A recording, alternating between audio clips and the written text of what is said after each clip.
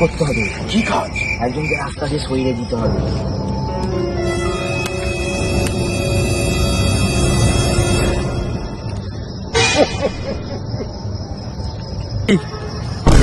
দাদা এতে 2 লাখ টাকা কাজ হয়ে গেলে আরো 2 লাখ টাকা।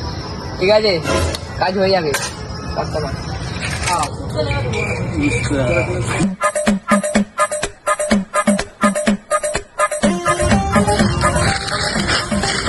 এই সেই মালটা না? হ্যাঁ, চল চল ওই মালটা চল।